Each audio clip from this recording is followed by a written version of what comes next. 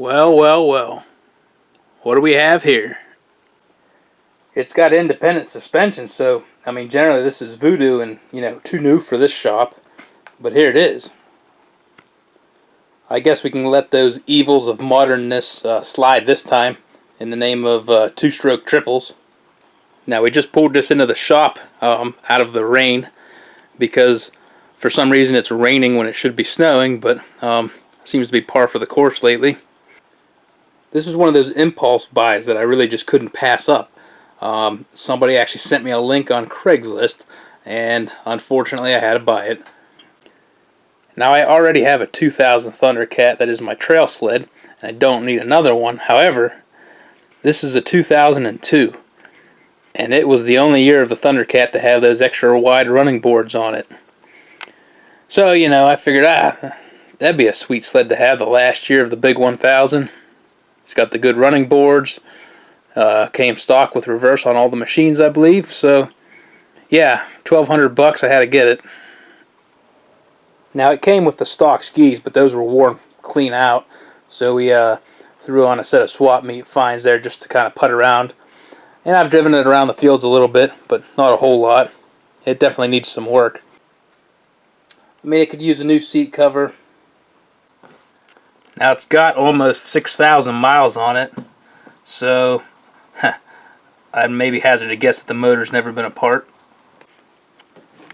Now, the only reason that you buy one of these boat anchors is for that right there. Ooh, yeah.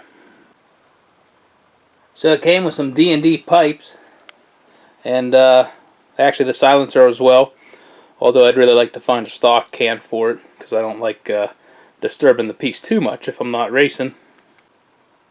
It's got some V-Force reeds buried down in there. It's got the power breather warm air intake on it. I think somebody's been into the clutching. It did run. I mean, I guess it still sort of runs. Doesn't run very well. The guy that I bought it off of swore up and down, man. He's like, this thing is fast, man. This thing is so fast. I took it for a drive, and it's like, I swear my Blizzard 5500 might beat it in 200 feet. The clutching's definitely way off. It was burning the belt. It seems like it's jetted rich. It kind of, it takes a while to clean it itself out, and yeah, very underwhelming. My stock 2000 Thundercat would just, it would walk all over this thing, no problem. So as usual, it really comes down to tuning. I did have to put another belt on it just to move it around and drive it. Yeah, it was an old used one. So we're going to have to get in there and definitely give this thing a solid revamp. Yeah, it's got a D&D helix in there. Maybe it just needs a good tune-up and rejet. I don't know. We'll see. Maybe that primary spring's sacked out or something. Now, if I remember right, there's one of the arms or something. I think it's one of the steel pieces is cracked in the suspension.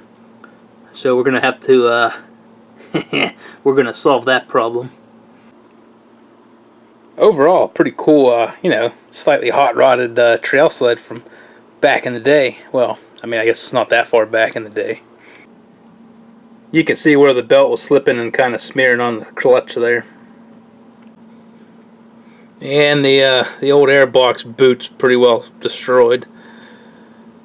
I don't know what we're going to do there. I don't feel like spending $95 again. So since I've already got one of these as my main trail sled, it begs the question, what the heck are you going to do with it? And last year, when we actually did have some snow, I was out cruising around on a bunch of the old sleds and decided to fire this thing up to move it. And my dad hopped on it. Now, he's not a fan of sleds that are hard to handle or move, but I think, probably because this thing has reverse, he really liked it. I thought it was easy to drive, sounded cool, and it rode nice. So he wanted to take this thing over and use it as his trail machine. And by trail machine, I mean mainly using it as an ice fishing and a hunting sled. I couldn't think of something better for that. Now, oddly enough, I had made a joke video a while back about picking the right ice fishing sled. And I use this as the backdrop for the polar opposite of what you really want. You know, an overpowered, short lug track, short track, you know, loud machine. Now, we're going to change a few things. Since a proper ice fishing sled needs a long track, I'm thinking about a 144 under there ought to do it. A couple of nice wide powder skis up front, yeah, that'll help out in flotation. We'll extend out that tunnel and put a proper hitch on there, and we'll be set. Now we got this bag of goodies here that I've scrounged up from old sleds or swap meets. We got a riser ready to go, and any true ice fishing sled needs some mirrors. This thing's almost ready to haul a shanty out. Every good hunting sled needs a working tether switch. Definitely no way we'd ever take this thing on a hill climb or anything. So we needed a track. And there it is. 144 by 2 inch. Now this might be off of a Skidoo. Apparently it was also off of a Polaris, so I guess originally a Skidoo, then on to a Polaris, and then onto a Cat. Now this was an eBay special, and I was surprised at how reasonable it was listed online. 150 bucks shipped for this track, and it's only actually got one lug that's actually tore off. There's a couple other that got a little bit of separation going, but they're still hanging in there. So overall, a half decent track. I think what was holding it back on price was it was already notched out here, cut up for the heat, the heat exchangers in the tunnel. Well, that didn't scare me because actually I was doing some research. I think with the stock drivers, we might actually be able to fit a 2-inch track into this thing just by having these clearance slots here for the heat exchangers in the tunnel. So, might have saved us some work. Oh yeah. Looking forward to getting this beast on there. That ought to have some traction. Now in reality, I would have actually preferred like a 1.5-inch track and put some studs in it. I think that's better for all around trail riding and having some studded traction for the ice. But it seems like the 2-inch tracks are actually easier to find than the 1.5s. So in this size anyways, you might be better off just buying a 2-inch like this. If I want to put studs in it, I'll just cut down the lugs later and add studs. One of the first orders of business was to take off the air intakes and see if there's any mouse nests in there. Well, there's no mouse nest, but we did find some nicely decaying foam. It's better to get that out of there now and let the engine take care of it. Well, we got the pipes out of there. Like 87 springs later. Now the moment of truth. Look in the exhaust ports and see what we got. Well, here we go. The mag side doesn't look too bad.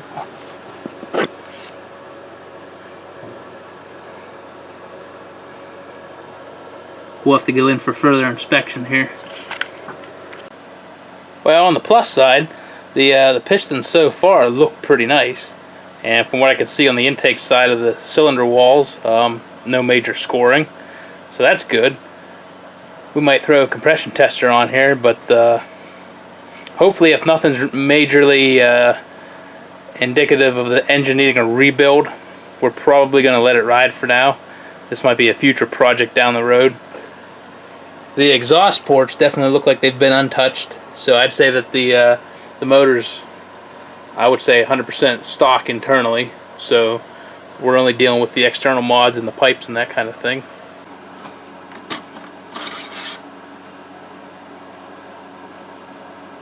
At least there's some oil on there.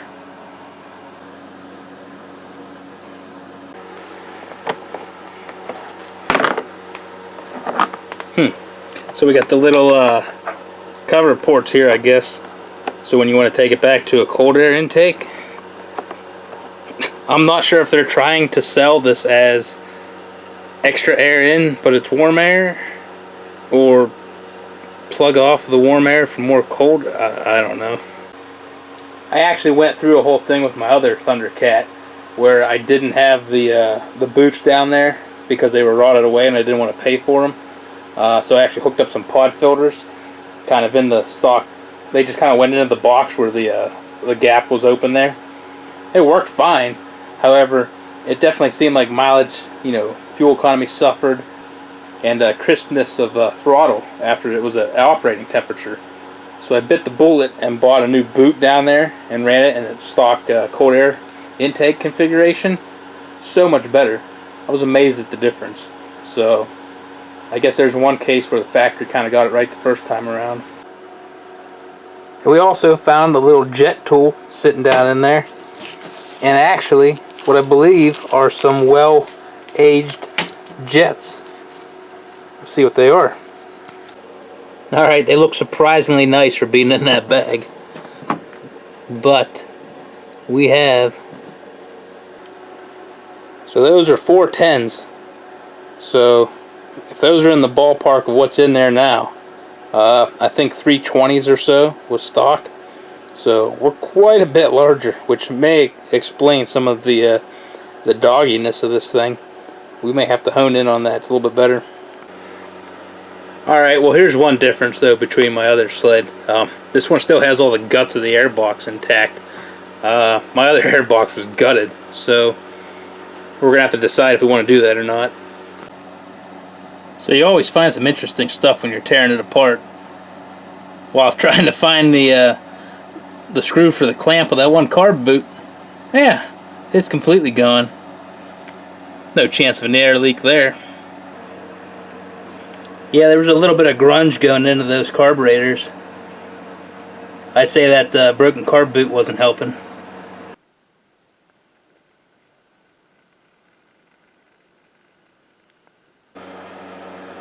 Oh, that zip tie is still good. We're going to reuse that. Alright, well we got the carburetors off, and now we're going to end up pulling those reeds out of there. Because I'm a bit gun shy about those V-Force reeds in here. Actually, on my other sled when I picked it up, it had just had the mag side cylinder replaced on it. And wasn't really sure on what the reason was. Came home, ran on the stand real quick. It ran alright, but something wasn't quite right.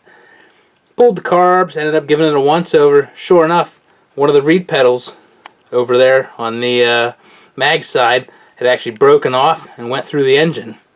So I guess maybe having a broken reed ended up causing it to burn down. Not 100% sure, but there was actually little bits of debris down in the motor, and I had to take it apart and clean it. So there's an interesting difference between the 2000 model is that fuel pump. It's not that pentagon shaped one like in the other sled. I'm kind of unfamiliar with that variant. Although it looks to still have the oil pump going directly into the fuel pump there, which I'm not a huge fan of, but that's how they did it on these. So that means if you were out on a lake, idling around, that oil pump's only putting in the bare minimum amount of oil into your fuel. So you've got all three of your carb bowls filled up with that lean oil mixture of fuel. Next thing you know, you want to hammer down across the lake. It's going to take, all that time from the fuel pump to actually go back in and refill up the bowls and the carbs to get the full throttle oil mixture that you want. So normally when they inject it right into the intakes, it's a pretty immediate change of metering on that oil. Well, with this you've got quite a bit of lag time, and then by the end of the lake you let off and you're blurping the throttle. You got a ton of oil, heavy mixture, sitting in the carb bowls. I mean, I guess it works all right. I definitely, I know people turn the oil pumps down on these because they're hard on oil, but I'd hate to do that because I always want to have a little bit of oil, a fair bit of oil pumping through just in case you hit the throttle. You got some oil going in. Boy, that really sucks how much dirt was going into those carbs. That's good for the rings. Yeah, I'd say it was due for a carb cleaning.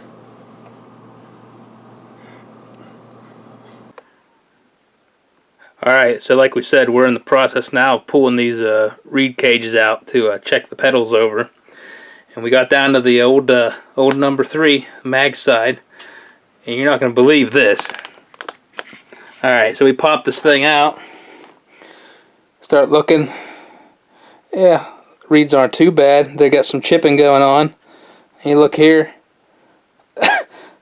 Yeah, that's the entire center section of this thing is broken out and went through the engine.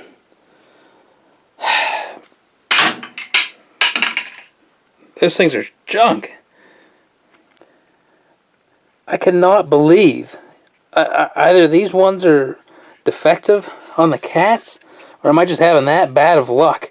I mean, the previous time it was just one of the pedals was gone and it went through the engine. This time the entire center section. Now we got to go look and see if there's anything even left. I mean, from looking at the piston and stuff, I didn't see any debris. Hopefully it's not just rattling around the bottom end. Well, I guess I can give this thing a little bit of a pass now for being a dog. I guess it was only running on 2.5 cylinders. Now the decision is whether to just pull that jug and see what's up down low, or tear the whole motor apart to give the bottom end a thorough inspection. Alright, well, we're actually going high tech now with a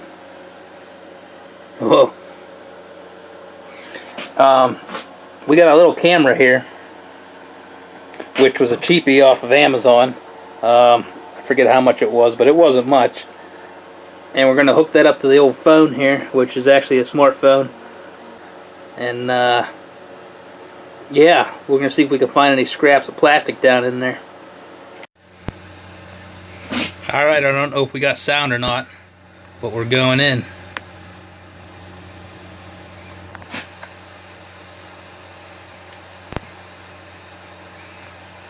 Maybe.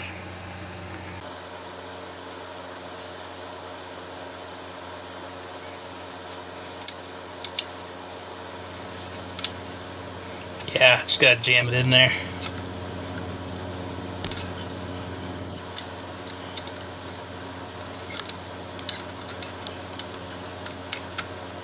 So we can't get past the connecting rod.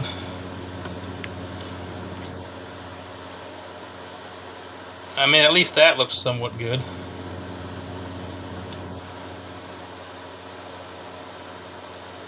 So there's down there in the bottom.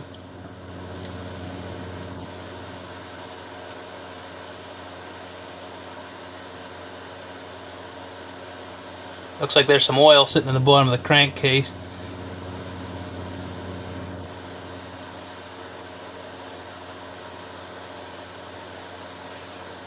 Don't really see any chunks sitting there, so maybe this happened a while ago and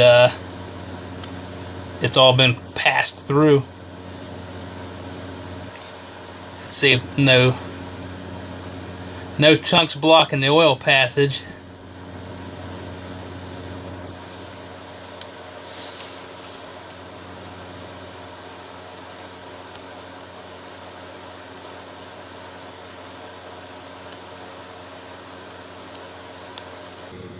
Alright, we're going in the exit hole.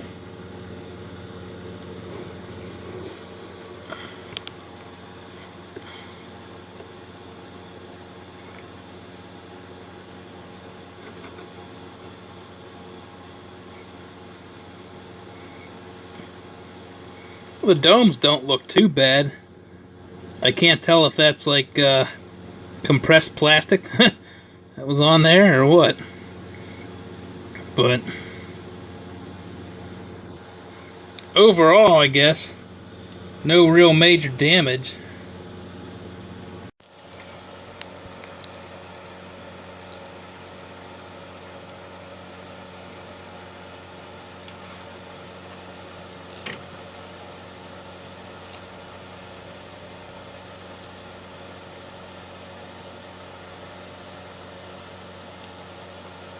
Well, nothing I can really see, but that's what you get with potato vision.